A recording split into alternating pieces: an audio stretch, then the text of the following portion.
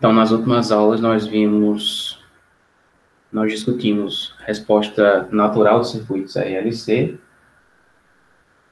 e nós vimos dois tipos de circuitos que a gente utiliza como sendo circuitos, assim, canônicos para a gente investigar a resposta natural, que é o circuito RLC em paralelo e o circuito RLC em série. Né? Então, a gente começou investigando a resposta natural do circuito RLC em paralelo, e aí viu detalhadamente como é que a gente obtém as soluções, a equação diferencial de segunda ordem, que descreve o comportamento do circuito, como é que resolve essa equação, né, no sentido que você utiliza duas condições iniciais, a condição inicial de corrente no indutor e a condição inicial de tensão no capacitor, para solucionar o problema de valor inicial que você tem em mãos. E aí, a gente viu isso aí detalhadamente para o circuito RLC em paralelo, e para o circuito RLC em série, a gente viu que as equações que a gente obtém para a corrente tem um formato similar, certo? Às equações do circuito RLC em paralelo. E aí, para obter as equações do caso em série, a gente viu apenas que você consegue obtê-las fazendo substituição de variáveis nas soluções que você já obteve para o circuito RLC paralelo, certo? Então, isso aí, utilizando substituição de variáveis, você salva um pouco de tempo aí para também não rediscutir. Como a equação é a mesma, basicamente a discussão é apenas uma repetição, certo? Seria apenas uma repetição da mesma discussão que a gente fez por circuito RLC em paralelo. Então, para a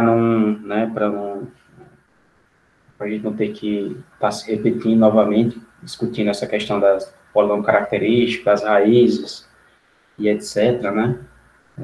Apenas o uso aí da mudança de variáveis já nos dá um conjunto de soluções que a gente precisa, né? Mas lembrando que aquele conjunto de soluções ali, ele é rigorosamente obtido se você fizer a mesma análise que a gente fez diretamente para o circuito RLC, né? Os passos vão ser praticamente idênticos, certo? E as equações vão ser muito similares. Então, por isso que uma substituição de variável funciona.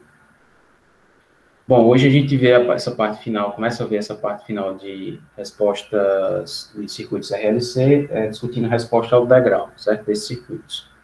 Então, aqui a gente vai ver também que substituição de variáveis vai ser útil para a gente obter as soluções da equação homogênea, certo? Nesse caso aqui, da resposta ao degrau. Então, a gente vai utilizar substituição de variáveis aqui, você vê que aqui vai ficar até mais fácil, né, para algumas equações, para a gente obter essas soluções. Bom, então nós discutimos aí nas últimas duas aulas o caso da resposta natural, ou seja, o comportamento desses circuitos quando você tem apenas energia armazenada nos elementos, e essa energia, nos elementos indutivos e capacitivos, certo? E essa energia é utilizada para sustentar uma corrente, ou valor de correntes nesse circuito por um determinado intervalo de tempo, certo? Que é o período da resposta transiente, certo? E ao final, né, quando o T vai para infinito, né, você tendo resistência no circuito, esse resistor vai dissipando, né, a energia que está acumulada inicialmente nesses elementos, e aí correntes e tensões vão tendendo para zero, né, quando o T tende a infinito. Então, isso aqui foi o que a gente viu. Só que aqui, né, para esses circuitos RLC, aparece um comportamento novo, né, que não aparecia nos circuitos RL e circuitos RC, que é esse comportamento de troca de energia entre capacitor e indutor. Então, a dinâmica nova aí que aparece no circuito. Então, antes a gente só tinha um comportamento praticamente, né, que era ou o capacitor fornecendo energia para o resistor dissipar no circuito RC, ou o indutor fornecendo energia para o resistor dissipar no circuito RL, e aí você só tinha esse comportamento de decaimento, né, das grandezas, por conta desse consumo de energia do resistor. Mas aqui no circuito RLC vai aparecer um outro fenômeno, certo? interessante, que é esse fenômeno entre troca de energia entre capacitor e indutor, certo? Então, enquanto existe energia aí no circuito,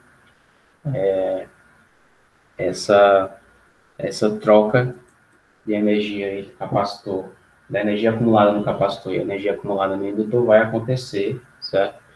E aí, dependendo do tipo da configuração, da tipo de resposta, né, que a gente viu, que a gente tem três casos, subamortecida, superamortecida e criticamente amortecida, essa troca de energia é mais ou menos determinante, né, visível no comportamento das grandezas. Então, se você tem um circuito, caso que dá para, que fica mais claro, né, essa questão da troca de energia é o caso subamortecido, em que você tem essas oscilações, parece uma oscilação senoidal no valor das grandezas do circuito, tensões e correntes, e aí essas oscilações são justamente causadas por esse comportamento de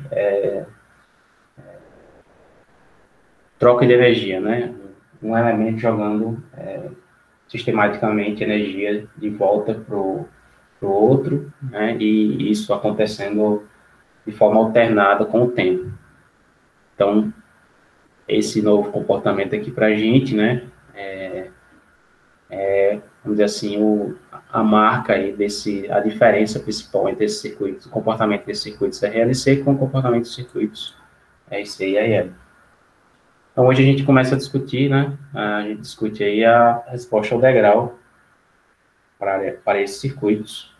E aí, essa discussão aqui da resposta ao degrau vai finalizar, né, essa análise de circuitos RLC via equações diferenciais, via esses métodos de análise via esses métodos de análise da equação diferencial do circuito que a gente está abordando aqui. Então, esse é a parte final aí do capítulo 8 do texto. Então, esse assunto praticamente termina, que a gente teria que discutir no capítulo 8. Ok, então, agora, né, a gente tem dois circuitos para analisar, que são os circuitos que a gente vai considerar a resposta ao degrau, certo? Então, no circuito RLC em paralelo, né, a resposta ao degrau desse circuito vai ser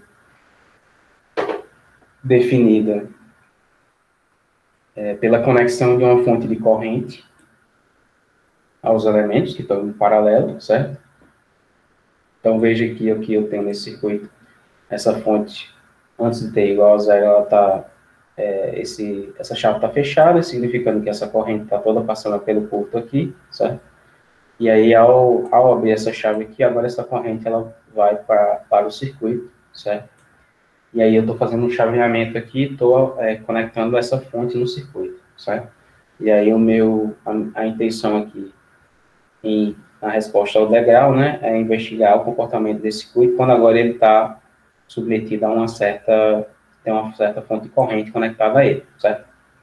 Então, a energia, né, que esse circuito vai acumular e dissipar, ela não vai ser somente dependente da energia acumulada aqui no indutor e no capacitor, mas ela vai ser dependente também da energia que essa fonte aqui pode prover ao circuito, certo? Bom, no circuito RLC em série, a gente vai ter esse arranjo aqui, certo? Então, a gente tem uma fonte de tensão, que é conectada a esse circuito no instante t igual a zero, e, novamente, aqui a gente vai estar interessado em determinar o comportamento dessas grandezas aqui, né?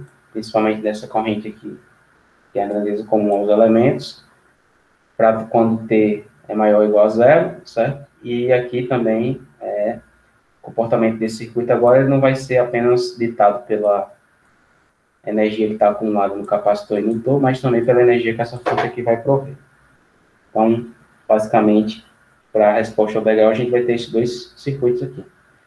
Veja que, né, para a gente analisar a resposta ao degrau, nesse circuito RLC em paralelo, eu tenho essa configuração com essa fonte de corrente aqui, e no circuito RLC em série eu tenho essa configuração com essa fonte de tensão. Então, aqui já tem uma coisa interessante para a gente discutir, né? Por que é que essa configuração, né? Por que é que a gente investiga nessa configuração assim e não, por exemplo, ao contrário, né? Por que que eu não posso pegar essa fonte de corrente aqui, colocar no circuito RLC em série, ou pegar essa fonte de tensão aqui e colocar nesse circuito RLC em paralelo? Quem aí consegue apontar uma razão para que a gente investigue resposta ao degrau nessa configuração aí, né? Com fonte de corrente aqui, fonte de tensão aqui, e não o contrário. O fato do circuito ser permissível ou não. Tem a ver com isso, mas no caso tem uma especificidade ainda com relação aos elementos que você tem no circuito. Qual seria essa especificidade, vamos dizer assim, né?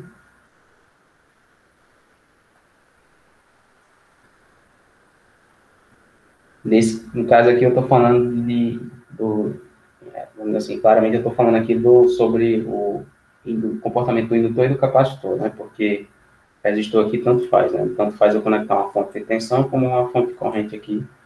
Esse resistor não vai criar nenhum impedimento para esse circuito aí. Mas os outros elementos não, né? Os outros elementos aí têm algumas restrições. Então veja que esse circuito aqui, né, do lado esquerdo, se isso aqui não é uma fonte de corrente, se isso aqui fosse uma fonte de tensão, ao conectar uma fonte de tensão, né, a esse circuito aqui, eu automaticamente estaria aplicando uma variação instantânea de tensão nos terminais do capacitor aqui, né, que está em paralelo. Então, obviamente, isso aí na prática, a gente utiliza, né, o conceito que o capacitor não pode ter variação instantânea de tensão. Então, obviamente, aqui, ao conectar uma fonte de tensão aqui, você não teria, você cairia nesse problema, né? O capacitor não admite variação instantânea de tensão, mas você está tentando forçar uma variação instantânea de tensão nos terminais dele, certo? Então, entra naquele problema que a gente discutiu sobre o comportamento do capacitor. E aqui, nesse circuito aqui, é a mesma coisa, né? Se eu estivesse conectando uma fonte de corrente, eu estaria forçando uma variação instantânea na corrente que está passando por esses elementos, incluído aí o indutor, e aí para o indutor, a gente sabe que ele não admite variação instantânea de corrente, certo? Então, essa conexão aqui traria aí problemas para a gente analisar esse circuito. Então, por isso que aqui, né, na resposta ao degrau, circuito paralelo, a gente utiliza uma fonte de corrente, e para o circuito em série, a gente tem uma fonte de tensão. Veja que, depois que essas fontes são conectadas, né, eu posso pegar essa fonte de corrente aqui e essa resistência e transformar numa resistência, uma fonte de tensão em série, né? Então, esse circuito aqui ficaria com esses dois elementos em paralelo, em série com um resistor e uma fonte de tensão, que é uma coisa diferente, né, desse circuito aqui. E esse circuito aqui, ele pode ser transformado também em uma fonte de corrente em paralelo com essa resistência aqui, certo? Então, às vezes vai aparecer resposta resposta ao degrau do circuito RLC nessas configurações, certo? Mas aí você identifica quem é a resposta em série, quem é a resposta em paralelo, analisando a configuração do capacitor e indutor. Então, se o indutor e o capacitor estão em paralelo, vai ser resposta ao degrau em paralelo, do circuito paralelo, e se eles estiverem em série, vai ser resposta do circuito em série, certo? E aí você vai poder chegar, né, se for uma fonte de corrente em paralelo com a resistência, você vai poder chegar nessa configuração aqui via transformação de fonte. A mesma coisa aqui do lado esquerdo. Bom, então, para esses dois circuitos aí, como a gente já viu anteriormente, né, a gente vai encontrar uma equação diferencial, e para solucionar essa equação diferencial, a gente vai precisar, né, a gente vai ter que determinar um problema de valor inicial, e esse problema de valor inicial aí vai depender das condições iniciais de tensão e corrente no capacitor e no indutor, certo? Então, a gente utiliza essa informação aqui, que vem da análise do circuito, nos dois casos aqui, antes do chaveamento, para poder determinar os parâmetros das equações e das grandezas que vão ditar o comportamento das grandezas do circuito. Bom, então vamos começar, né, analisando o caso do circuito RLC em paralelo, certo? Então vamos obter aqui a equação que descreve aí o comportamento desse circuito, no caso da resposta ao degrau. Então, para esse circuito aqui, né, veja que eu tenho, né, uma fonte de corrente, certo? E essa fonte de corrente, ela está entregando uma corrente para esse circuito aqui, em T maior que zero, né, a partir do momento que essa chave aqui abre. E aí, esse comportamento desse circuito aqui pode ser obtido se a gente aplicar a lei de Kirchhoff das correntes nesse nó aqui de cima, certo?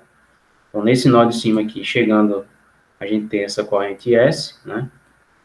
E saindo desse nó, a gente tem essas correntes aqui, IR, a corrente no resistor, no capacitor e no indutor, certo? Então, a primeira coisa que a gente pode fazer para esse circuito aqui é escrever a lei de Kirchhoff das correntes. Para isso, a gente obtém, né? Fazendo isso, a gente obtém essa equação aqui. E aí, o segundo passo é escrever as expressões dessas correntes dos elementos, né, em função da tensão, que é a variável comum aí a todos esses elementos, certo? Então, aqui a gente vai deixar isolada a corrente no indutor. Eu já vou explicar por quê, certo? Então, a gente escreve aqui, primeiramente, a corrente no capacitor, desculpe, como a divisão pela lei de Ohm, né, a divisão da tensão aqui nos terminais pela resistência, isso aqui vai me dar a corrente no resistor. Corrente no indutor vou deixar quieto aqui, eu vou explicar por quê, e para o capacitor a gente escreve a corrente como sendo capacitância vezes a derivada da tensão no tempo, né? Então a gente tem isso aqui para essa corrente aqui no capacitor, né? Tudo isso aqui igual a corrente da fonte, pela conservação da carga da lei de Kirchhoff das correntes. Bom, então por que eu deixei, né, que eu não mexi nessa corrente no indutor? Bom, na análise da resposta ao degrau, certo? Veja que na resposta natural a gente focava no elemento, né, na grandeza que era comum a todos os elementos aqui, certo? Então, isso aqui facilita a análise da resposta natural. Então, para esse circuito RLC paralelo, a gente focava em determinar essa tensão aqui, certo? Mas no caso da resposta ao degrau, certo? A gente agora vai ter que observar qual vai ser a grandeza desse circuito aí, que vai ter um valor de regime estacionário diferente de zero, certo? Então, quando passar o transiente, quando T for para infinito, certo? E o circuito entrar em regime estacionário, qual vai ser a grandeza desse circuito aí, que vai ter valor diferente de zero, certo? Então, se a gente pega esse circuito aqui, né? Imagina que esse circuito está em regime estacionário, né? Então, o capacitor vai se comportar como um aberto, o indutor como um curto, certo? E aí, bom, se esse indutor vai se comportar como um curto, a diferença de potencial entre esses terminais vai ser zero, né? Então, essa grandeza aqui tem valor final nulo. Se o valor final de V de T é zero, então essa corrente pelo resistor também vai ser zero, quando T vai para infinito. E se a diferença de potencial, né, vai ser constante aqui, né, igual a zero, então a tensão sobre esse capacitor que é V de T também vai ser zero, né? E essa corrente aqui no capacitor também vai ser zero, certo? E aí toda a corrente que a fonte está entregando aqui ao circuito, ela vai passar pelo curto, né? Então essa corrente vai ficar circulando pelo indutor aqui, e o indutor vai se comportar como um curto, no regime estacionário. Então, dessas grandezas aqui, né, IC, IR e V de T, a única grandeza que vai ter valor diferente de zero quando T vai para infinito é a corrente no indutor, certo? Então, é essa grandeza que a gente vai utilizar para analisar a resposta ao degrau, certo? Porque ela é a única que vai ter uma solução particular, né? Todas as outras vão ser, se eu escrever a equação diferencial para VDT, para IDR e para IDC, todas elas vão dar equações diferenciais homogêneas, certo? Porque o valor final é zero, mas a equação para IDLT vai ser uma equação não homogênea, significando que essa equação aqui é a equação que vai, é a grandeza que vai, vamos dizer assim, ser influenciada por essa resposta ao degrau, certo? Que ela vai ter um valor final diferente de zero. Então, por isso que a gente vai escrever a equação agora em função de I de L. Bom, então, esse primeiro passo já foi dado aqui escrevendo a lei de Kirchhoff das correntes, a gente obteve essa equação aqui. Tem um termo I de L, agora eu tenho que escrever esses outros dois termos em função da corrente do indutor também, certo? Então, como é que eu posso fazer isso? Então, eu sei, né, que como essa tensão aqui é comum a todos os elementos, né, ela é comum, é a tensão que está nos terminais do indutor. Então, essa tensão nos terminais do indutor, eu posso escrever como sendo L, DI de L, dt, certo? Então, isso aqui eu sei, que esse valor de tensão aqui pode ser escrito dessa maneira. Se eu aplico a derivada desse lado aqui, dos dois lados dessa equação aqui, né, eu posso obter também a expressão dessa derivada de V com relação a T, né, dessa maneira aqui. Então, vai ser L, a derivada segunda de L dt, então só peguei isso aqui e derivei de novo, né, dos dois lados. E aí, agora eu tenho uma expressão que me dá V em função de I de L, e tem uma expressão que me dá derivada de V em função de I de L também. Então, posso pegar e substituir aqui e aqui.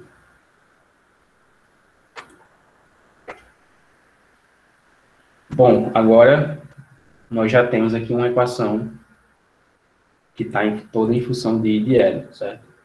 Então, aqui, após fazer essa substituição, a gente agora só arranja os termos, rearranja os termos, certo? Então, se a gente pegar tudo aqui e dividir por LC, né, o coeficiente dessa derivada segunda vai ficar 1, aqui. Se a gente dividir esse termo aqui, que é L sobre R, dividido por LC, né, L com L vai embora e vai ficar RC aqui embaixo. E o termo da corrente dividido por LC fica ele dividido por LC, certo? Veja que eu dividi pelos dois lados da equação por LC, então esse termo aqui de S também vai ficar dividido por LC, né? Lembrando que S é o valor aqui da fonte de corrente que eu estou conectando a esse circuito. Bom, então agora a gente já obteve, né, a equação diferencial aí que descreve o comportamento desse circuito, dessa corrente aqui no indutor, após a gente fazer esse chaveamento.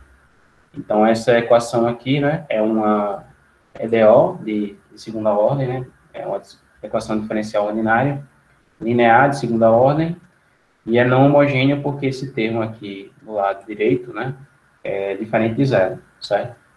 Então, agora a gente tem essa equação aqui para a gente resolver. Então, como é que a gente resolve a equação não homogênea? É o mesmo princípio que a gente viu para a resposta ao degrau de circuitos de primeira ordem, porque agora a gente tem uma equação de segunda ordem para resolver. Então, dado que a gente tem essa equação aqui não homogênea, então a gente tem que, né, achar a solução da equação homogênea, certo? Isso que vai nos dar a resposta transiente, né, do circuito. Então, a gente resolve essa equação considerando esse termo do lado direito igual a zero, né? Depois a gente tem que achar a solução particular ou a solução em regime estacionário, lembrando que a solução de regime estacionário vai ser obtida quando a gente fizer as derivadas aqui nessa equação nulas, certo? Então, nesse caso aqui em particular, já dá para ver que a solução final, né, a solução particular, se a gente fizer a derivada primeira igual a zero e a derivada segunda igual a zero, significando que o circuito agora está em regime estacionário, a gente tem a corrente no indutor igual à corrente na fonte, né, que é o que a gente espera para esse circuito aí. Então, solução particular de regime estacionário, para achar que para esse caso aqui vamos dizer assim, trivial. Bom, aí a solução da equação, a solução geral, né, dessa equação aqui vai ser a soma, né, da solução da resposta transiente com a resposta de regime estacionário, a solução particular. Então, fazendo essa soma aqui, né, da solução da equação homogênea com a solução particular, a gente tem a resposta que a gente busca, e aí o problema está resolvido, certo? O comportamento aí da corrente está caracterizado. Bom, então, como é que a gente obtém a solução da equação homogênea nesse caso aí? Então, aqui vocês vão ver que mudança de variável vai ser até mais útil do que a gente viu na aula passada, certo? Para o caso da resposta em série, da resposta natural do circuito do circuito em série em comparação com a resposta do circuito paralelo, certo? Então, se vocês lembrarem da primeira aula, quando a gente discutiu a solução da equação homogênea da resposta natural, certo? Do circuito paralelo. Então, para o circuito paralelo, a gente focou na tensão, né, que era a grandeza comum aos elementos, e aí a gente resolveu, né, essa equação aqui no final das contas, né? Então, a gente viu que para o circuito RLC paralelo, essa é a equação que a gente obtém para a tensão na resposta natural, e aí a gente viu que, enfim, a partir da solução dessa equação aí, a gente obtém três casos de resposta subamortecida, superamortecida e criticamente amortecida, e esses casos aí vão depender dessa relação aqui entre alfa e ômega, né, a frequência de Neper e a frequência de ressonância, e a equação tem essa forma aqui, certo? Então, a gente determinou as soluções para isso aqui, mas veja que agora a gente tem, se a gente observa a equação que a gente obteve aqui para a corrente no indutor, certo? Com a equação da tensão lá do caso original da resposta natural, veja que essas equações são idênticas, né? A menos dessa mudança de variável aqui de V para I, para IL, certo? Então, se eu pego essa equação aqui e troco V por IL, eu chego na equação que a gente viu aqui, a equação homogênea do caso da corrente no indutor para a resposta ao degrau. Ok? Então, daqui, né, como eu já sei o conjunto de respostas, né, para esse caso aqui, dessa equação, da equação 1, eu vou obter as respostas dessa equação 2 aqui, simplesmente fazendo uma mudança de variável, e aqui é até mais simples do que a gente viu no caso, na aula passada, certo? Então, veja que aqui o coeficiente de amortecimento, esse alfa e o ômega zero, vão ser definidos exatamente da mesma maneira, né? Porque a equação é a mesma, certo? Então, aqui a gente calcula alfa e ômega zero da mesma maneira que para a resposta da equação da resposta natural, né? De V. E aí a gente obtém essa equação em L fazendo essa substituição. Apenas V por IL, certo?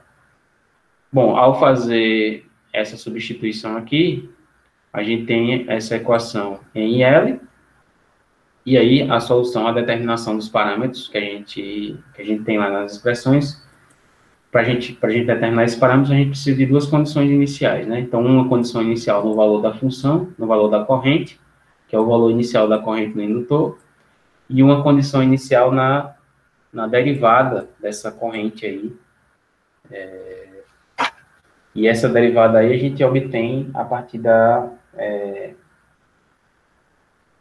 lei de Kirchhoff das tensões, certo? Então, aqui a gente sabe, vou só colocar aqui, né, que no instante inicial, né, essas tensões são todas iguais, não? Então, como os elementos estão em paralelo, no instante inicial a gente tem que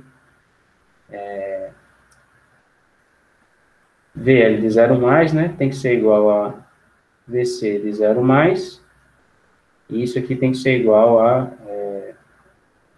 VR de 0 mais. Então, esse aqui é o que a gente sabe, né, porque todos os elementos estão em paralelo. E aí, bom, a tensão inicial no capacitor é V0, né, então a gente sabe que VL zero mais tem que ser igual a V0, porque no instante inicial a tensão do capacitor é que vai ditar quem vai ser essa, ela não vai sofrer variação instantânea, né? Então essa tensão inicial em cima do indutor vai ter que ser V0. Mas aí a gente sabe que para o indutor, né, a tensão nos terminais do indutor vai ser igual a L vezes a derivada da corrente nesse instante zero. Então daqui a gente vê que se eu substituir esse valor de V0 aqui, e aí divido por L, né, eu sei que V0 vai ser igual a L d0 mais dt. E aí, se eu dividir aqui os dois lados por L, né, a gente chega nessa expressão aqui. Então, né, a condição, essa derivada aqui, a condição inicial para essa derivada aqui, eu obtenho dividindo o valor inicial da tensão do capacitor por L, e o valor inicial da corrente é o valor inicial da corrente no indutor, certo? Então, aqui, a determinação dessas duas condições aqui vai ser até mais simples para a gente, comparado com o que a gente fez para o circuito RLC, para a resposta natural do circuito RLC em série, certo? Então, veja que aqui, essa substituição de variável aqui vem também, né, a calhar, porque aí a gente evita de rediscutir novamente todo a questão do comportamento dessa equação aqui, né, que vai ser exatamente idêntico ao comportamento dessa equação aqui, né, qualitativamente. Então, a gente não tem muito o que discutir. A gente já sabe, né, como elas têm a mesma forma, essa equação vai ter os mesmos tipos de resposta, né, sobreamortecida, superamortecida, criticamente amortecida, que vão ser definidas da mesma maneira com relação a alfa e ômega zero, enfim, então, mais do mesmo aqui. Alguma dúvida com relação a isso aqui? Alguém tem algum questionamento?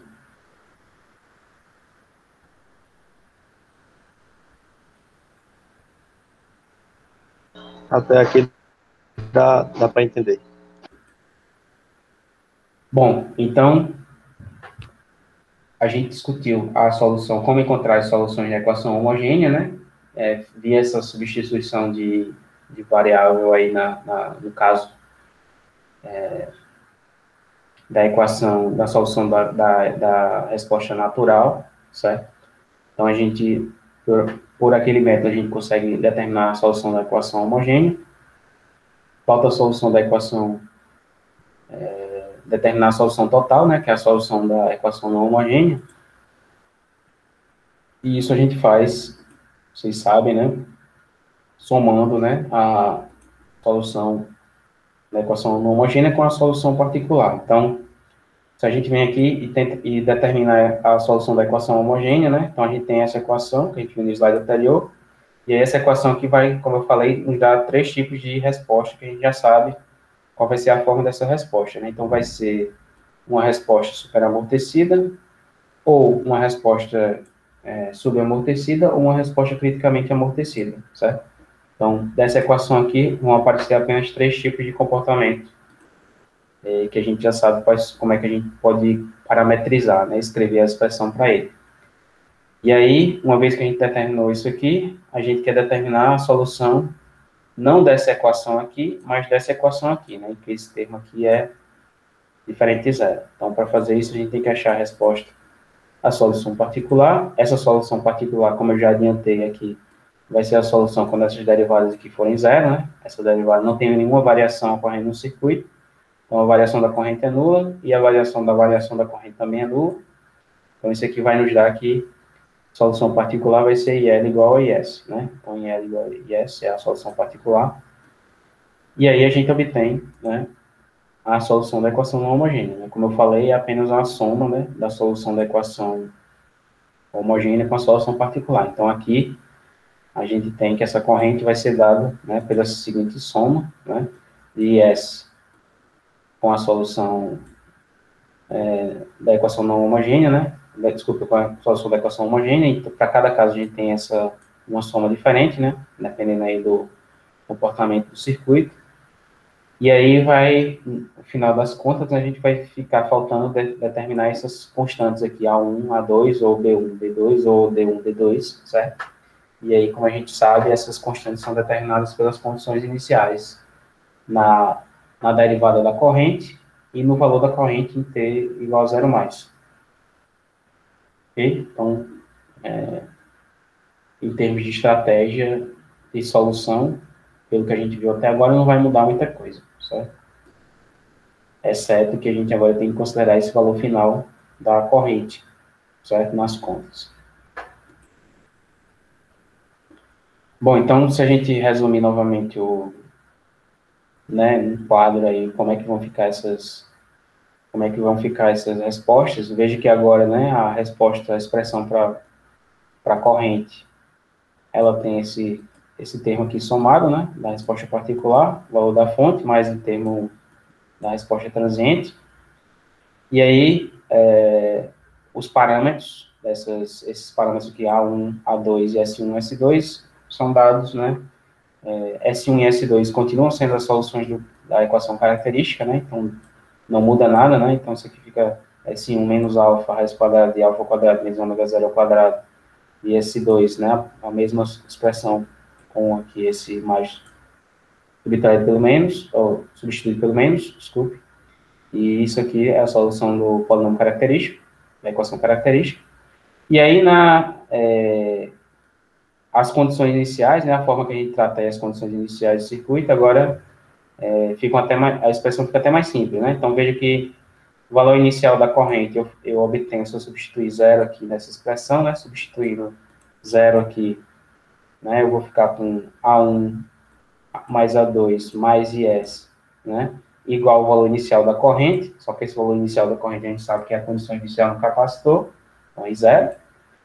E a derivada inicial dessa corrente, né, no tempo, se a gente deriva essa expressão aqui, a gente obtém S1A1 vezes a exponencial aqui, mas substituindo logo o zero aqui na exponencial, a gente fica só com esses dois termos aqui, certo? E aí a gente sabe, a gente viu lá que essa derivada aqui tem que ser igual a V0 sobre ela, certo? Então, daqui, você tem dois sistemas, você tem duas equações e um sistema linear com duas incógnitas, e aí você consegue resolver e achar quem é A1 e A2. Tá? E aí você acha os termos aqui, no caso da resposta superamortecida. Para a resposta subamortecida, procedimento similar, certo? Então, aqui a gente tem, né, essa expressão para a resposta subamortecida. Se eu faço t igual a zero aqui, né, eu vou ficar, no final das contas, com esse valor de S, somado com B1, isso aqui tem que ser igual a I0, certo? E o valor da derivada vai me dar, em t igual a zero, vai me dar esse termo aqui, certo? Calculando a derivada dessa expressão, substituindo t igual a zero. Só que essa derivada tem que ser igual a V0 sobre L. Então, de novo, duas incógnitas, duas equações, e eu consigo solucionar quem é B1 e B2. E, por fim, D1 e D2, o mesmo procedimento, né? Eu vou obter condição inicial para a corrente, condição inicial para a derivada da tensão, duas equações aqui em D1 e D2, certo? E aí eu obtenho facilmente aí quem são esses parâmetros e determino aqui quem é essa resposta. Ok? Então, veja que se você estudar o circuito RLC caso por caso, né, resposta natural do circuito RLC paralelo, depois a resposta do circuito em série, depois a resposta ao degrau do circuito em paralelo, depois a resposta ao degrau do circuito em série, você vai ter 4 conjuntos aí de, vamos dizer assim, tabelas, né, sumarizando aqui as respostas, mas de fato, né, a mudança entre um caso e outro é simples, e aí você consegue trabalhar com esse circuito sem precisar ficar decorando essas tabelas, apenas utilizando o que você sabe das leis de Kirchhoff da tensão e da corrente, para poder avaliar essas condições iniciais aqui, certo?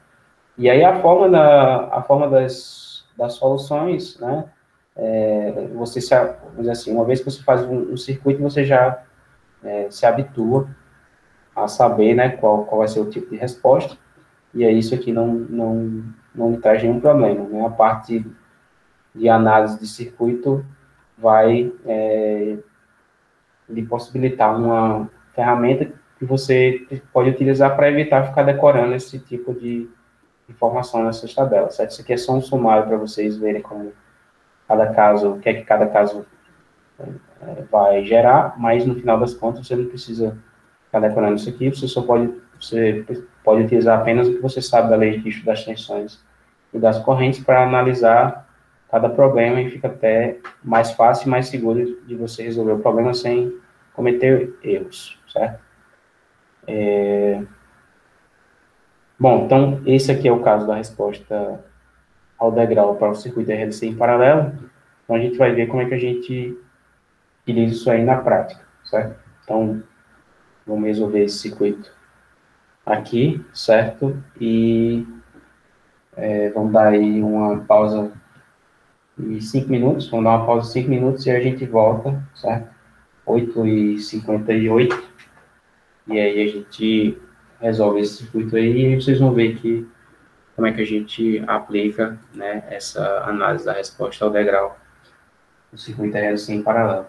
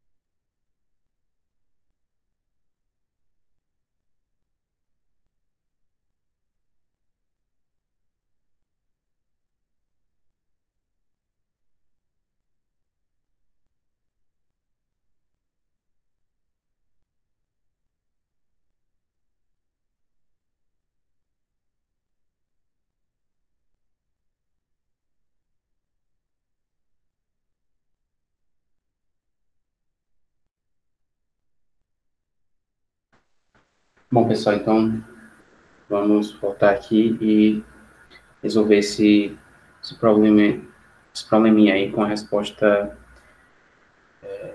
ao degrau do circuito RLC paralelo. Então, veja que aqui a gente tem, né, nesse enunciado aí, nos diz que a primeira coisa que a gente sabe é que não existe, né, esse circuito aqui para ter menor que zero, essa chave aqui está fechada, significando que essa corrente aqui não tá indo para o circuito, né, está apenas circulando aqui por esse curto.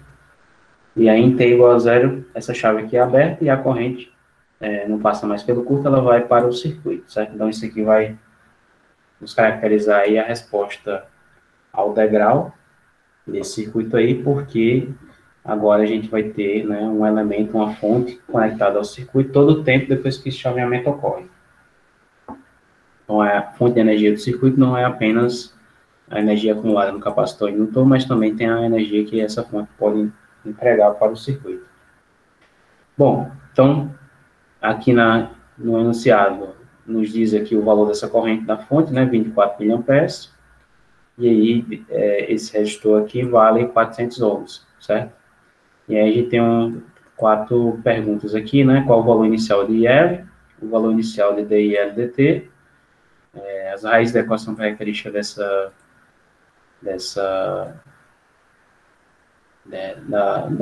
da equação diferencial que determina a resposta ao degrau, né, de IL aqui para esse circuito, e por fim a expressão de IL de T, né, quando T é maior ou igual a zero.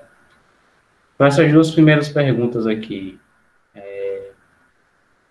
que a gente precisa analisar, né, valores iniciais, né, qual seria o valor inicial da corrente no indutor aí para esse circuito?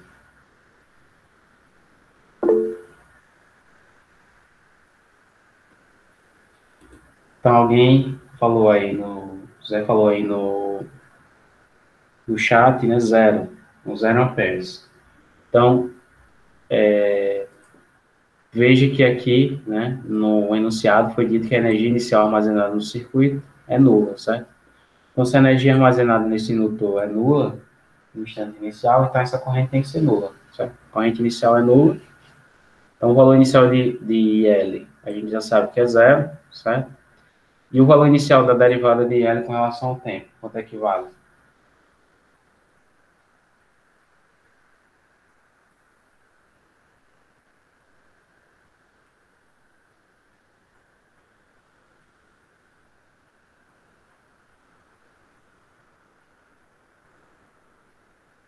Alguém consegue apontar aí no chat? Quanto é que vai valer esse valor dessa derivada inicial?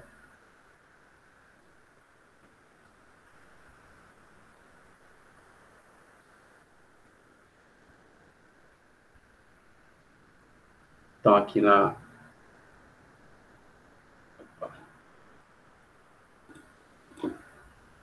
letra A, como a energia inicial armazenada no circuito é nula, né? Então, a gente já sabe que IL 0 mais vai ser zero, certo?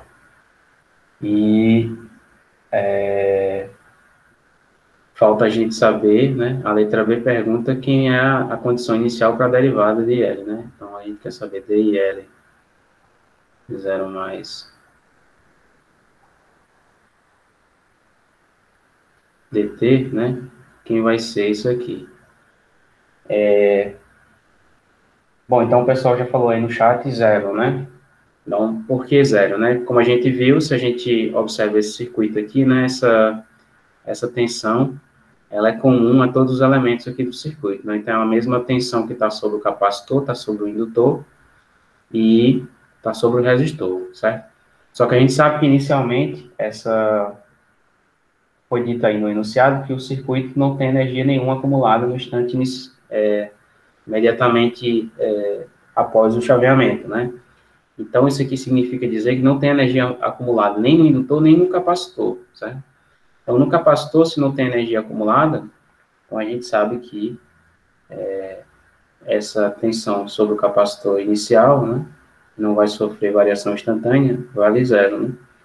Isso aqui porque não tem energia acumulada nele. Só que, né, VC de 0 mais tem que ser igual a VL de 0 mais, certo? Isso por quê? Porque os elementos estão em paralelo, certo? E VL de 0 mais nada mais é do que L vezes a derivada da corrente L em 0 mais, certo? Bom, então daqui eu vou ter que a tensão inicial no capacitor, que é zero, né? Porque não tem energia acumulada, vai ser igual a L vezes a derivada de L em 0 mais, né? Bom, a indutância é diferente de zero, né? Então essa equação aqui só é verdade se essa derivada for zero. Então daqui a gente conclui que o valor inicial dessa derivada também é zero, certo?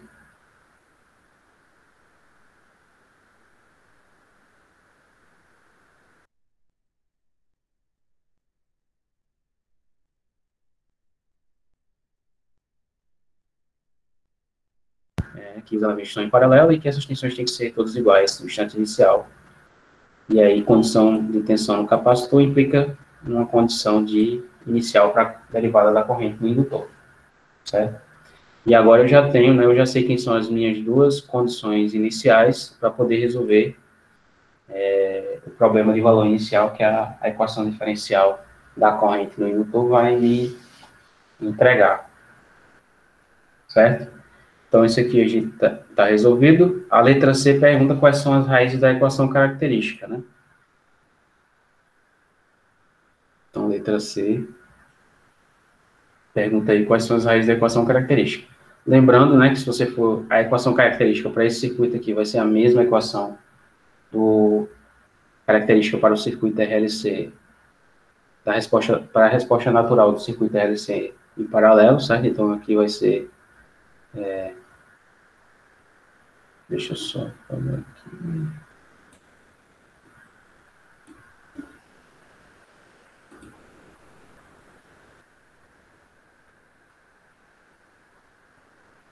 Esse é o quadrado, né? Mas deixa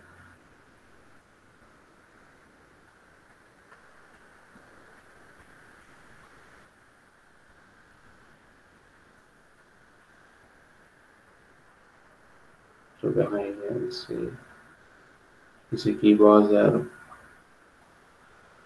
se eu não me engano.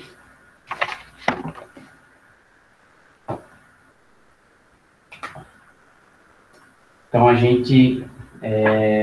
a gente solucionar essa equação característica, aí, né, lembrando que a gente tem que reescrever essa, essa, a solução dessa equação aqui em termos de alfa e ômega zero, né? Então, se a gente lembrar, para esse circuito aqui, como essa equação, ela tem a mesma forma da equação do circuito da resposta natural, certo? Do circuito RLC paralelo. Então, a gente tem que, para o circuito RLC paralelo, o alfa vale 1 sobre 2 RC, né? E ômega zero vai valer a mesma coisa, né? 1 sobre raiz de LC. Então, isso aqui é o que a gente tem. E essa equação aqui, na verdade, ela tá errada. Então, acho que vai ser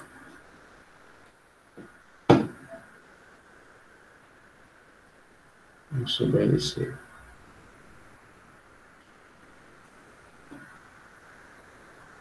Bom, então, as soluções dessa equação característica aqui, se vocês escreverem, né, a fórmula de Bhaskara aí, que a gente obtém, como sempre, é que a gente tem duas soluções, S1 vai ser igual a menos alfa mais a raiz quadrada de alfa ao quadrado menos ômega zero ao quadrado, né? E S2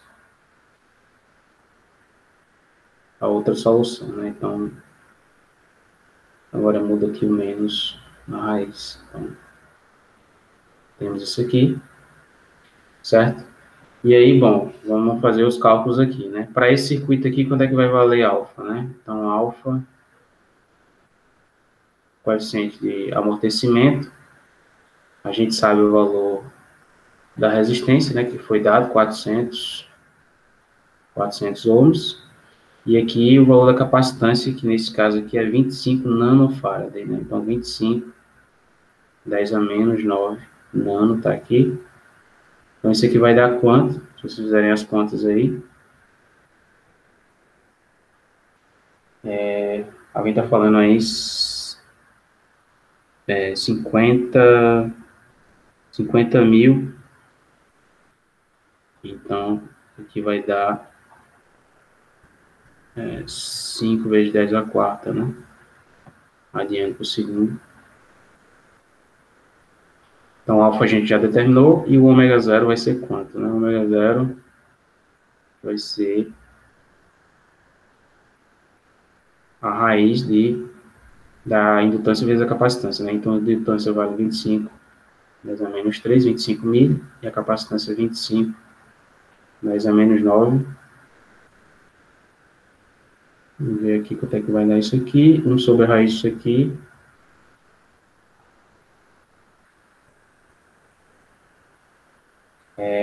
Alguém falou aí 4, 10 a quarta, né? Então, aqui vai dar 4,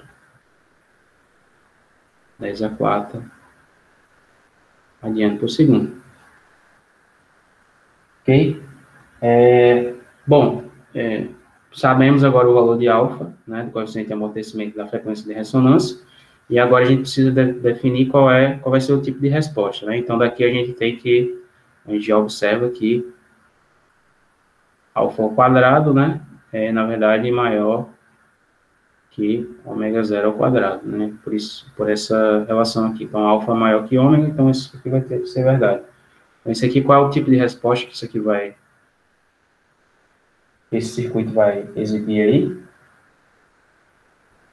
Bom, se isso aqui é verdade, né, a gente vai ter duas raízes, né, S1 e S2 vão ser reais e distintas, né, o que me diz que essa resposta aí vai ser, como alguém falou aí no chat, super amortecida. Então, aqui a gente tem a resposta super amortecida.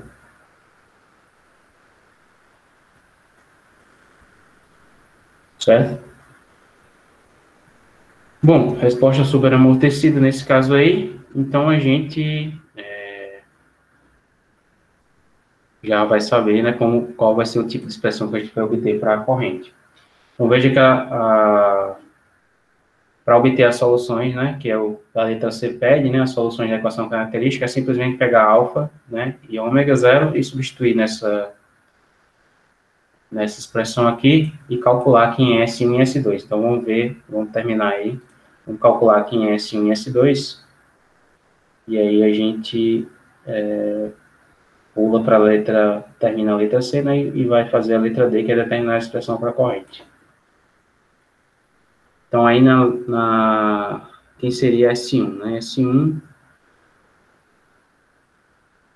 é igual a, então, menos 5 vezes 10 a quarta, né? Mais a raiz, né, de alfa ao quadrado, né, de 5 10 a quarta ao quadrado, menos 4 vezes 10 a quarta ao quadrado. Então, isso aqui vai dar S1. E, se vocês fizerem essa conta aí, né, vocês vão ter que S1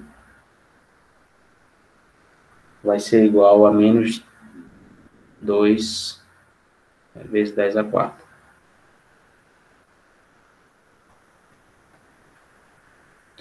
E, fazendo a mesma coisa para S2, né, então S2 só vai mudar o sinal. Então, 5 10 a quarta menos raiz de 5 10 a quarta ao quadrado, menos 4 vezes 10 a quarta ao quadrado,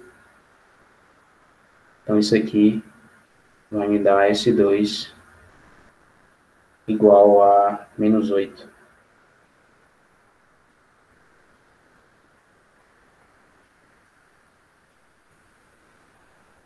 Certo? Então, as raízes da equação característica estão determinadas aqui, S1 e S2. E agora falta, né, na letra D, a gente determinar a resposta dessa corrente, né? Como é que essa corrente vai se comportar para T maior ou igual a zero. Bom, a gente já sabe que esse circuito aí vai ter uma resposta super amortecida, certo? Então, se isso é verdade, né? Então, essa corrente aí, I de L, ela vai se comportar, ela vai ter a seguinte solução geral, certo?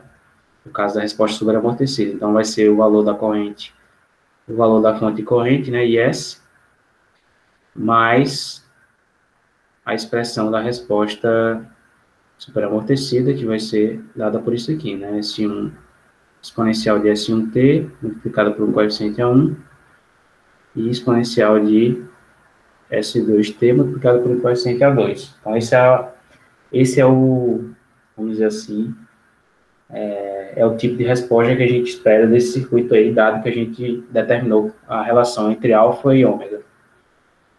Bom, então aqui a gente vai agora utilizar o que a gente sabe, né, dos valores iniciais, para poder determinar esses coeficientes aqui. Veja que S1 e S2 a gente já sabe, o valor final a gente já sabe que é o valor da fonte de tensão, que de corrente aqui, que no caso é 24 mA, certo? Então daqui a gente vai, o que a gente pode fazer? A gente pode substituir T igual a zero aqui, certo? E daqui a gente obtém que IL, né, 0 mais, igual a IS mais A1 mais A2, né? Substituindo zero aqui, essas exponenciais vão para zero. E aí a gente já sabe que essa corrente inicial no indutor, né, pela análise que a gente fez no início, vale zero, né? Então daqui a gente já tem a primeira equação, que é A1 mais A2 igual a menos IS, certo? Que aqui no caso vai ser igual a menos 24 mili, que é o valor dessa fonte corrente. Então, isso aqui já me dá a equação número 1, certo? Tenho duas incógnitas, uma equação, falta uma segunda equação para a gente poder resolver esse sistema aí. Essa segunda equação vem da condição na derivada da corrente, né? Então, se a gente pega essa expressão aqui e aplica a derivada, certo? Então, a gente vai ficar com DIL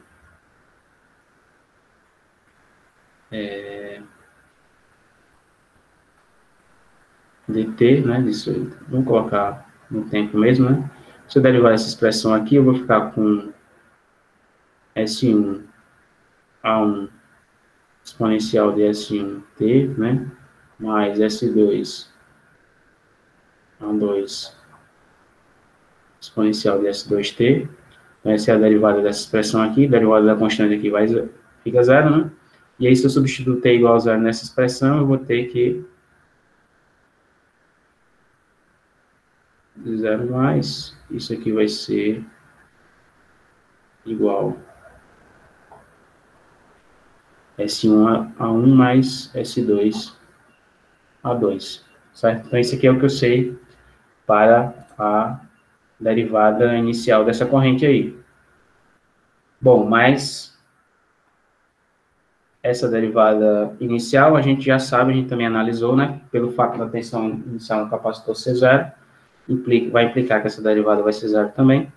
E aí daqui eu tenho a seguinte expressão, né? Então, zero, S1, a gente já sabe aqui, né? É menos 2 vezes 10 a quarta.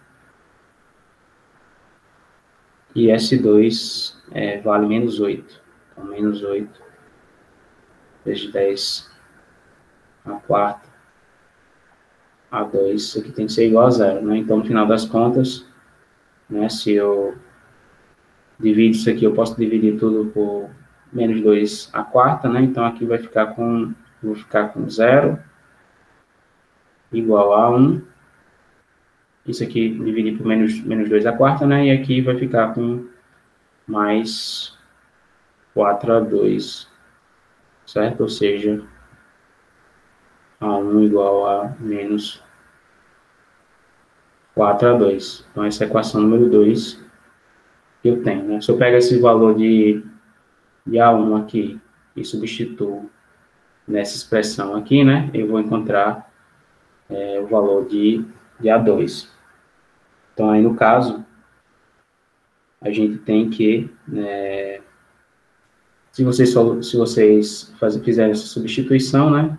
Então, vamos substituir o valor de A1 aqui, nessa expressão. Então, a gente vai ficar com menos 4 a 2 mais A2 igual a menos 24, né? Então, no final das contas, vai ficar menos 3 a 2 igual a menos 24. Então, A2 vai ser igual a 24 dividido por 3, certo? E vai dar 8. Então, daqui a gente já sabe que A2 vai ser 8 mA e A1 vai ser... Bom, A1 tem que ser menos 4 vezes A2, então isso aqui vai ser menos 32 mA. Certo? Bom, agora acabou, né? Agora a gente só precisa escrever a expressão final para essa corrente aí. Então, vamos colocar aqui do lado esquerdo.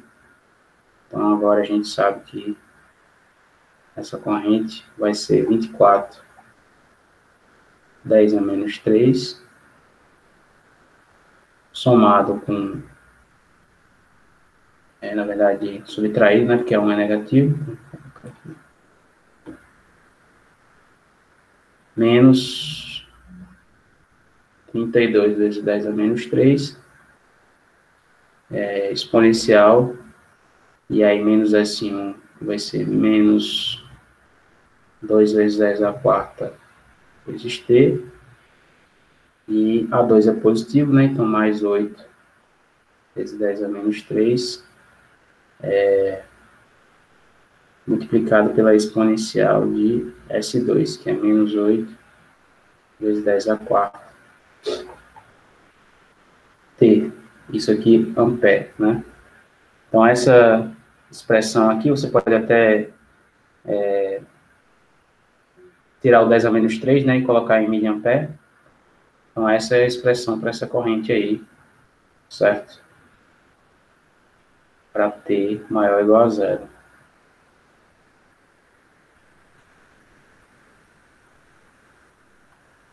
E aí a gente determinou, né, a resposta ao degrau desse circuito. Então, veja que isso aqui vale para T maior ou igual a 0 mais. Ok? Então, novamente, né, o princípio da resolução desse tipo de problema não muda. Então, a gente tem que determinar as raízes da equação característica, né, S1 e S2. Você obtém essas expressões em termos de alfa e ômega zero, né, e também vão lhe dar informação sobre qual vai ser o tipo de resposta do circuito. Então, determinado S1 e S2, vai faltar determinar esses dois parâmetros aqui, A1 e A2, que você vai obter, né, aplicando as condições iniciais para a corrente, para a derivada da corrente, que a gente já viu como é que a gente obtém, né, e achar desses parâmetros aqui, A1 e A2, é só escrever a expressão, né. Então, veja que aqui, se eu faço t igual a 0, né, eu vou ficar com, todas essas duas exponenciais são 1, então eu fico com 24, mais 8, que dá 32, menos 32 vai dar 0, né, então a corrente inicial aqui é 0, de acordo com o que a gente, essa expressão está de acordo com o que a gente espera, e se eu faço t tender a infinito, né, esse termo aqui vai para 0, esse termo aqui vai para 0, e vai ficar, essa corrente final vai virar 24 mil, né, que é a corrente final, né, dessa fonte de corrente aqui. Então, toda a corrente vai passar pelo indutor, como é o esperado aqui, quando T vai para infinito. Então, essa expressão aqui está correta, pelo menos, né, nessa análise que a gente fez, ela está, assim, de acordo com o que a gente espera. Ok? Ficou claro aí? Alguém tem alguma dúvida nessa resolução que a gente fez aqui? Então, veja que, fora você ter que considerar agora essa solução particular aqui, o restante da estratégia para solucionar esses problemas é a mesma, certo? Determinação das soluções de arraiz da equação característica, S1 e S2, determinação de alfa e ômega zero, né? Aí, por alfa e ômega zero, você vê qual é o tipo de resposta que você vai esperar para o circuito, e aí os outros parâmetros você obtém pelas condições iniciais. E pronto. Não tem muito segredo, certo? Bom, então, vamos ver aqui, né? Eu fiz um gráfico.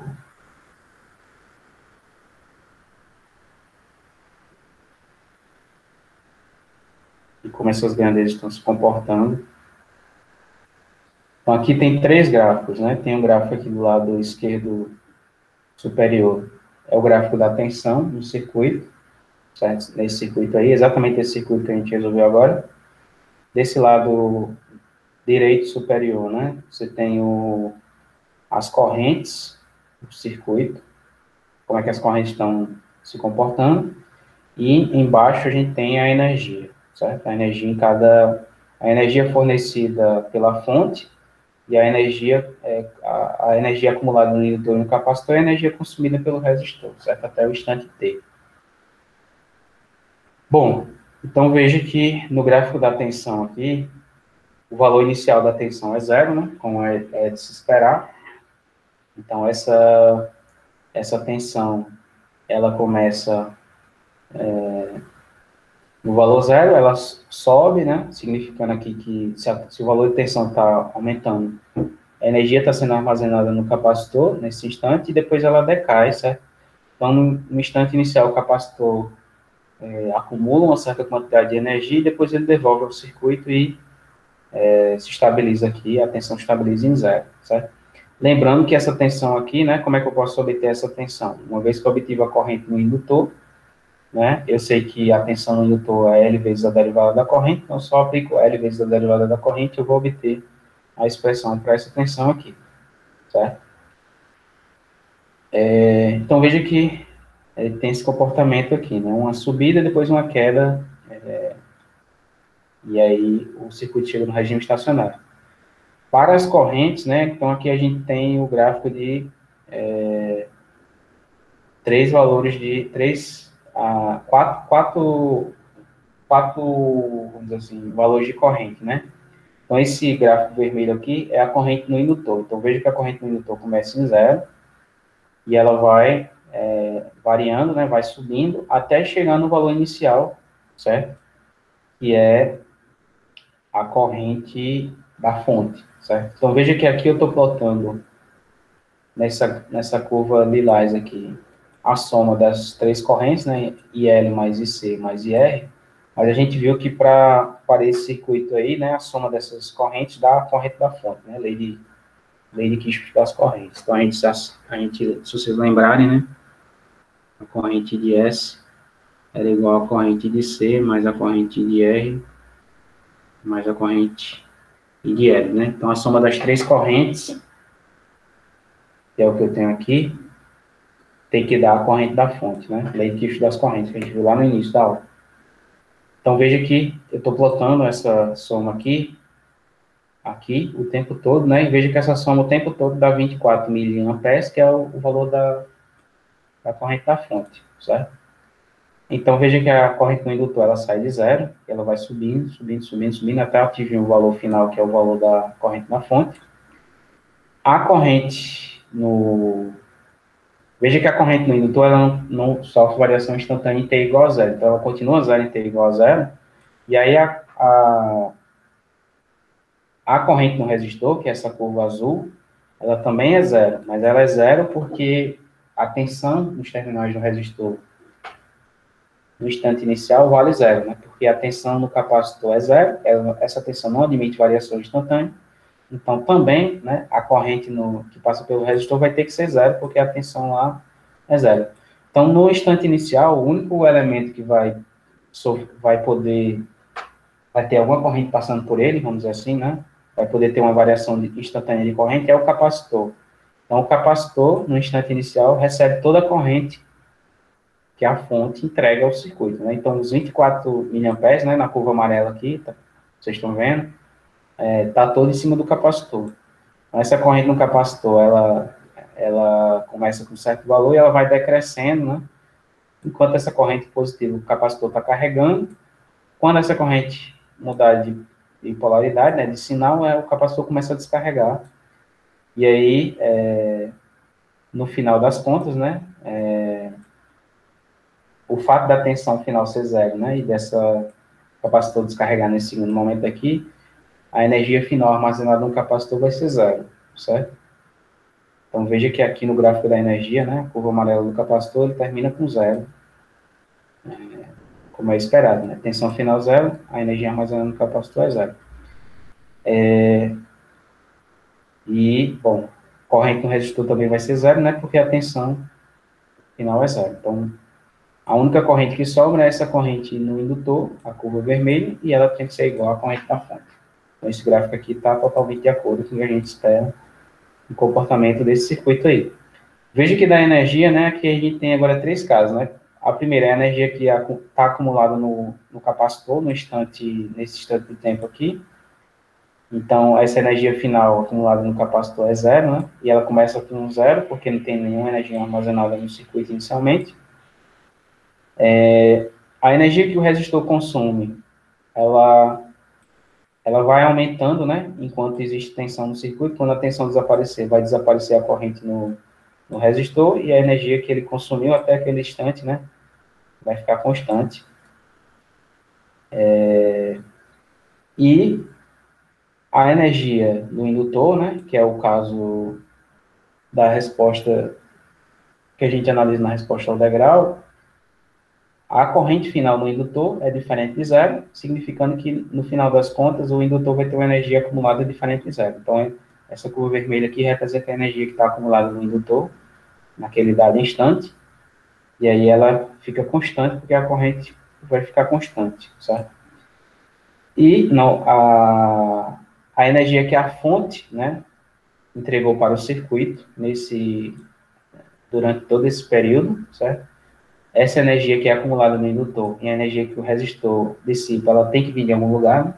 Porque não tem nenhuma energia armazenada no circuito inicialmente. E aí quem entrega essa energia é a fonte, né? Então veja que a fonte ela vai entregando energia. Esse gráfico aqui representa a energia que foi entregue pela fonte até aquele instante, certo?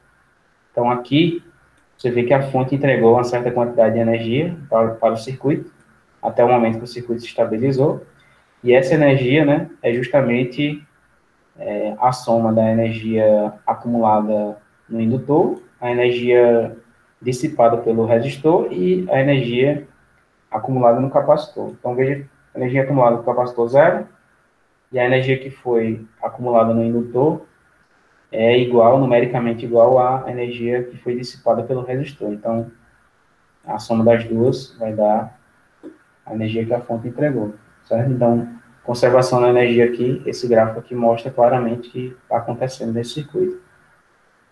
Lembrando que conservação da energia, né, está ligado diretamente à lei de Kirchhoff das tensões, né, então aqui significando que uma coisa implica a outra, né, e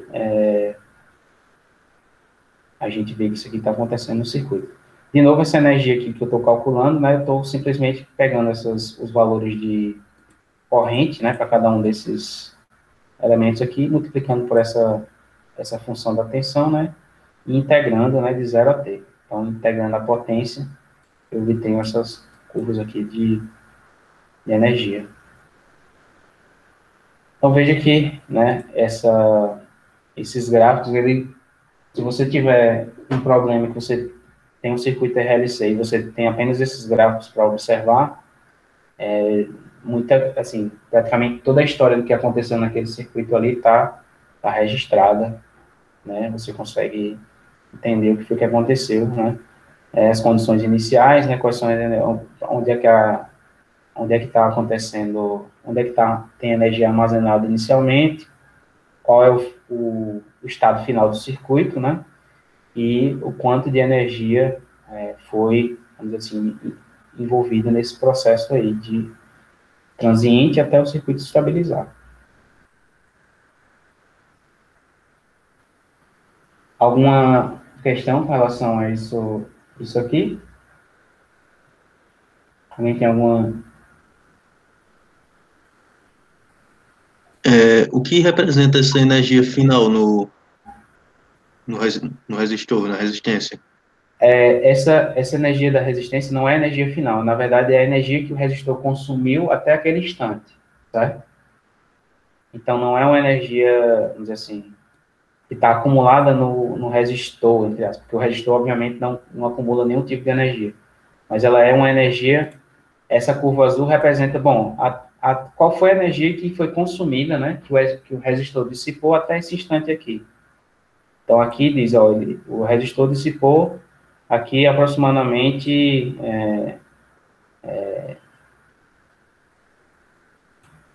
5 vezes 10 a menos 3 milijoule, né? Vamos dizer assim, ou 6, alguma coisa aqui entre 5 e 10, né? Então, no instante, 1 segundo.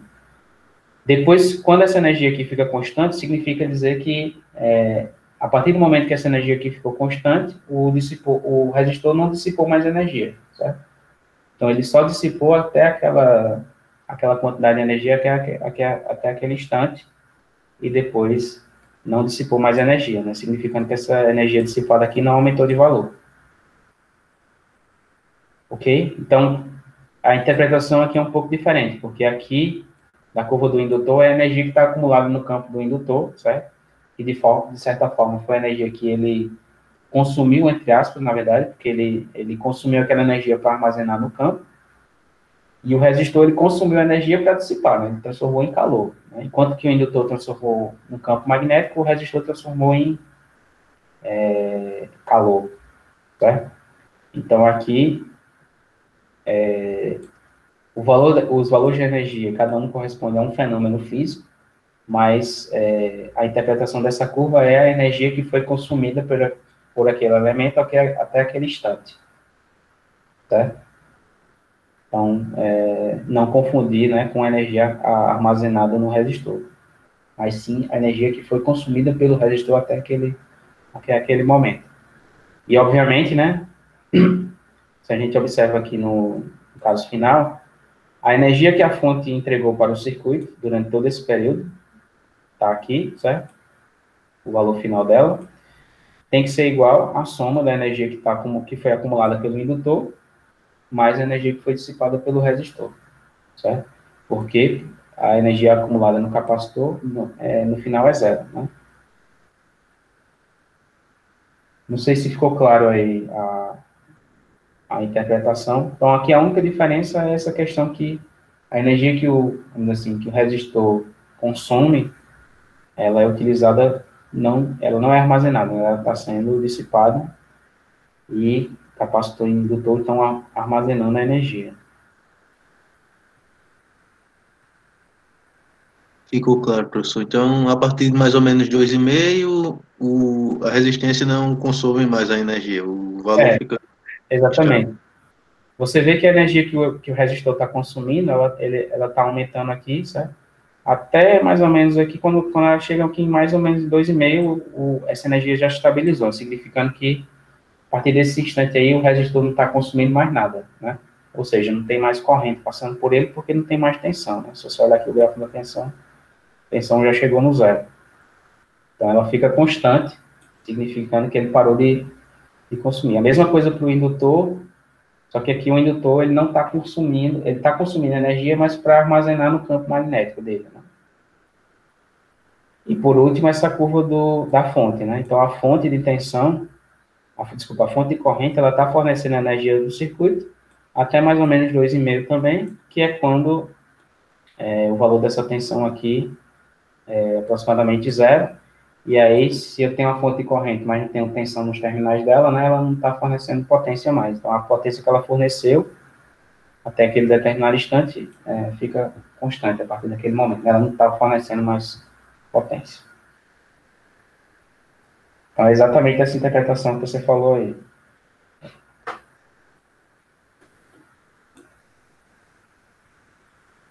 Ok? Bom, então,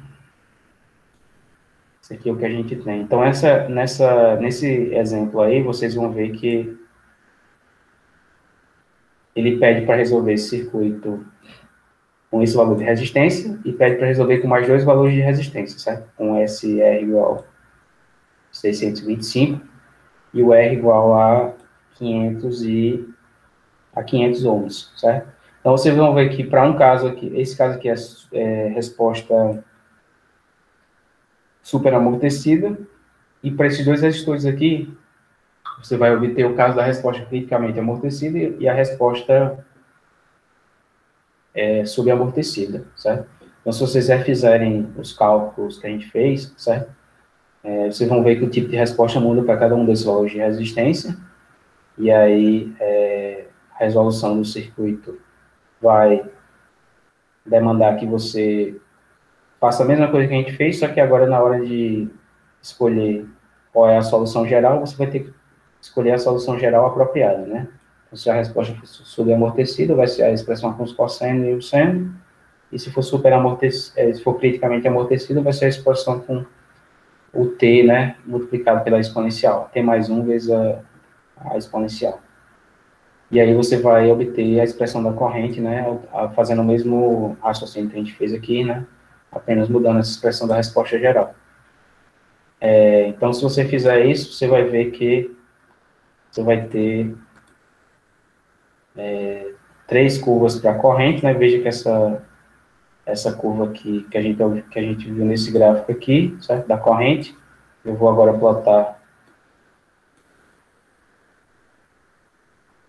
plotar aqui nesse gráfico, certo? E aí essa curva da corrente aqui, nesse gráfico aqui a gente tem as três curvas, certo? Para os três tipos de resposta. A primeira é a curva da resposta superamortecida, a curva azul. Essa tracejada é a resposta criticamente amortecida, certo? E a vermelha é a resposta subamortecida. Então, se você fizer uma comparação do ponto de vista qualitativo, né, dessas respostas, existe uma interpretação, né, que a gente tem, né, para caracterizar, né, a diferença, vamos dizer assim, prática entre essas respostas, né. Então, veja que o valor final da corrente no indutor é 24 mA, certo? Está marcado aqui. Então, todas essas correntes aqui vão sair do zero e vão tender ao valor final, né, que é 24 mA, que é a resposta de regime estacionário. Mas veja que a forma com que essas correntes chegam nesse valor é diferente, né, dependendo da resposta. Então, essa resposta superamortecida, ela vai ter esse comportamento aqui, certo? E veja que ela é a última resposta a encontrar esse valor final, certo? Então, ela é a resposta que chega mais lentamente nesse valor final, certo? E essa é a característica dela, né? Então, ela vai chegar nesse valor final. Veja que essa curva aqui não vai passar de 24.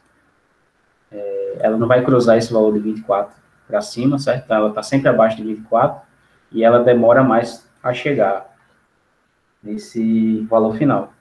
A resposta criticamente amortecida, ela tem um comportamento similar à resposta super amortecida, só que ela chega mais rápido, veja, ela chega bem mais rápido no valor final. Então, a diferença entre essas duas é que essa resposta criticamente amortecida, né, faz com que o circuito chegue mais rápido no valor final, e ele chega mais rápido também sem ultrapassar essa linha aqui, né, essa linha aqui de 24 mA, né, que é o valor final. Então, nenhuma dessas duas respostas que cruza faz com que a corrente seja maior que o valor final, certo?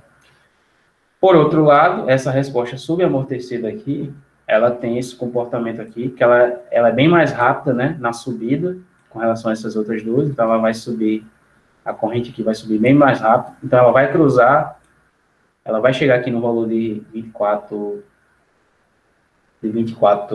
miliamperes, logo aqui, né, nesse instante, só que ela vai ter um que a gente chama de overshoot, né, ela vai superar, essa corrente vai superar o valor final e depois vai voltar, né, e aí se estabilizar. E aí, vamos dizer assim, quanto menor for o fator de amortecimento aqui, mais essa resposta vai ter um overshoot maior, né? Vamos dizer assim, o valor de pico dessa corrente aqui vai ser maior e ela vai oscilar em torno desse valor final até se estabilizar. Então, a diferença qualitativa entre essas respostas é a seguinte, né? Essa resposta super amortecida, ela sempre chega no valor final sem ultrapassar, né, o valor final aqui, sem ter nenhuma oscilação, né? Como a gente sabe, que é a característica dela. A resposta criticamente amortecida, vamos dizer assim, é a melhor resposta que você pode obter, né? No sentido que é a resposta que vai chegar mais rápido no valor final, sem ultrapassar esse valor final aqui, no meio do caminho, certo? E, por último, essa resposta subamortecida é a resposta que chega mais rápido no valor final. Veja que aqui é a primeira a cruzar, a chegar em 24. Só que, dependendo de como essa resposta oscila, né, ela vai ter um overshoot aqui, ou seja, ela vai chegar no valor final e depois vai passar e depois vai ficar oscilando até voltar, certo? Então, isso aqui assim, é importante para você caracterizar, né, que tipo de resposta um dado circuito vai ter, né? E se você estiver utilizando aquele circuito para alguma aplicação, né, para, assim, fazer a conexão de alguma máquina ou alguma coisa do tipo, né? Esses comportamentos aqui são importantes, porque, por exemplo, às vezes você quer, né, que aquele circuito chegue o mais rápido possível no valor, vamos dizer assim, o seu interesse é que aquele circuito chegue o mais rápido possível no valor final, né? Mas às vezes você quer que também esse valor final não seja ultrapassado, né? Não exista nenhum overshoot, né? Esse valor de corrente não passe desse valor final que você deseja, porque isso aí pode causar algum tipo de problema para vamos dizer assim, o equipamento que você está alimentando, vamos dizer assim. E aí, né, quando você está projetando o circuito de acionamento, essa questão aqui entre o tempo, né, em que essa resposta atinge o valor final e também o comportamento dessa resposta, né, se ela vai ter overshoot ou não, as duas coisas são importantes, né? Então, você geralmente quer obter a resposta mais rápida, de preferência sem overshoot, né, porque isso pode causar algum problema para você, mas aí isso causa vamos dizer assim, um problema aí conflitante, né, porque a resposta mais rápida é a resposta que tem overshoot, e aí, bom, você, na análise, né, dependendo do problema que você tem que considerar, né, essas características dessas respostas para poder, vamos dizer assim, analisar o transiente que você vai ter e poder saber, né, se aquele circuito ali está adequado ou não, se vai causar algum problema ou não para a aplicação que você está utilizando. Certo? Veja que a resposta criticamente amortecida, para você obter essa resposta aqui, você tem que ter alfa exatamente igual a ômega zero, né? Então, você tem que ter uma relação entre a resistência e capacitância e indutância precisamente idêntica, né?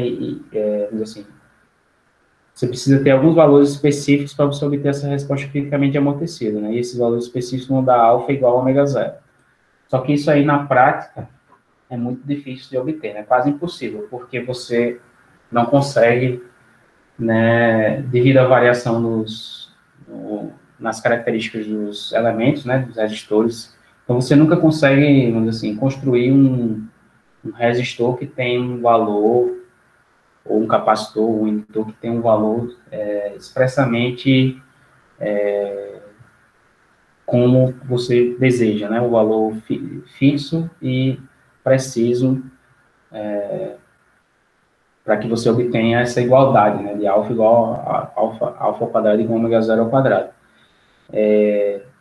Por quê? Bom, porque, primeiramente, se você tenta fazer isso, né, as características desses elementos são dependentes de, por exemplo, temperatura, né? Então, o resistor, a resistência geralmente depende da temperatura, e aí mudou a temperatura, mudou a característica do resistor, então né, já na prática, você dificilmente consegue essa igualdade, certo? Da resposta criticamente amortecida.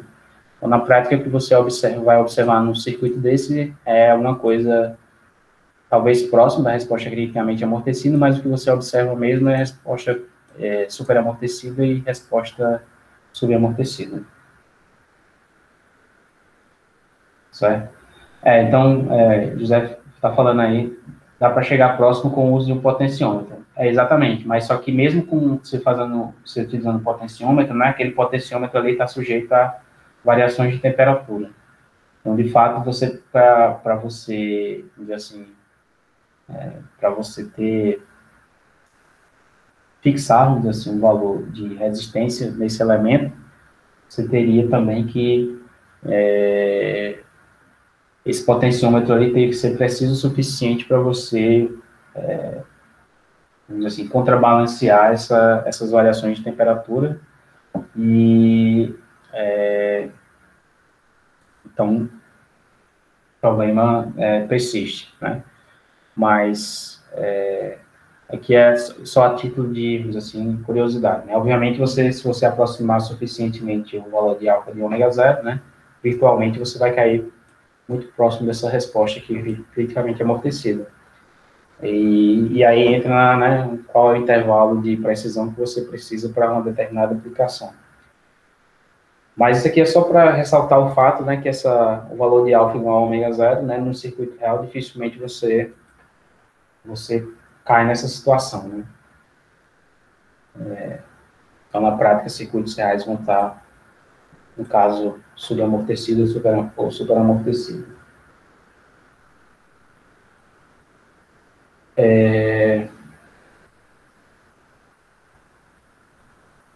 Ok? Alguém tem alguma pergunta, alguma outra dúvida?